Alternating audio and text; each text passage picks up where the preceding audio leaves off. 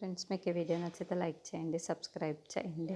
బాలు ప్రభావతి చేసిన కాఫీని పట్టుకొని ఏ మేకరాజు అని చెప్పేసి రోహిణి వాళ్ళ మామని పిలుస్తూ ఉంటాడు. ఆ మాటలు వినగానే అక్కడున్న రోహిణి వాళ్ళ మామయ్య వస్తాడు. ఏంటి నన్ను ఎలా పిలిచారు అని చెప్పేసి అడుగుతూ ఉంటాడు. ఆ మాటలు వినగానే అక్కడున్న బాలు అయితే ఇదిగో ఈ కాఫీ నీ కోసమే అని చెప్పేసి అంటాడు. ఆ మాటలు వినగానే అక్కడున్న రోహిణి వాళ్ళ మామయ్య అయితే సరే అని చెప్పి ఆ కాఫీని తాగుతూ ఉంటాడు. అది చూడగానే అక్కడున్న ప్రభావతి నా చేతులతో నేనే స్వయంగా చేశాను, బాగుందా అని చెప్పేసి అడుగుతుంది. ఇంత అక్కడున్న వాళ్ళ మామయ్య మాత్రం బాగుంది బాగుంది అని చెప్పేసి తాగుతూ ఉంటాడు. అది చూసి ఇంట్లో ఉన్న వాళ్ళందరూ అయితే ఏంటి ఇతను ఇలా తాగుతున్నాడు అని చెప్పేసి అనుకుంటూ అతని వైపు కళ్ళ చూస్తూ ఉండిపోతారు. ఇంతలో అక్కడికి బామ్మగారు వచ్చి నిన్న అంత ఆకుకూరలే కదా తిన్నారు, ఈరోజు మేకపోతుని కొయ్యబోతున్నాం అని చెప్పేసి అంటుంది.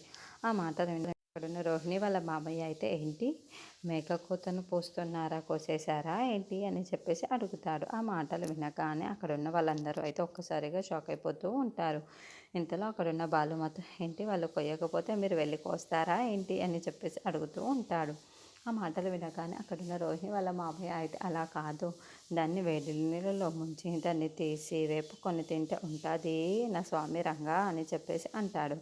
ఆ మాటలు వినగానే ఇంట్లో ఉన్న వాళ్ళందరూ ఒక్కసారిగా షాక్ అయిపోతూ ఉంటారు. ఏంటి ఇతను ఎప్పుడు కూడా మటన్ కోసం మేకల కోసమే మాట్లాడతాడు అని చెప్పేసి అనుకుంటూ ఉంటారు. ఇంతలో అక్కడున్న బాలు మాత్రం మీరు మీ షాప్ ఎక్కడ ఉంది అని చెప్పేసి నోరు జారి అడుగుతూ ఉంటాడు. ఆ మాటలు వినగానే అక్కడ రోహిణి వాళ్ళ మామయ్య ఇంకెక్కడ మెయిన్ రోడ్డు మీదే అని చెప్పేసి అంటూ ఉంటాడు. ఆ మాటలు వినగానే ఇంట్లో ఉన్న వాళ్ళందరూ అయితే ఒక్కసారిగా షాక్ అయిపోయి అక్కడున్న రోహిణి వాళ్ళ మామయ్య వైపు కళ్ళ చూస్తూ ఉండిపోతారు. ఏంటి షాపు రోడ్డు మీదనా అంటే దొరికేశాడు అని చెప్పేసి బాలు అంటూ ఉంటాడు. ఇంతలో అక్కడున్న రోహిణి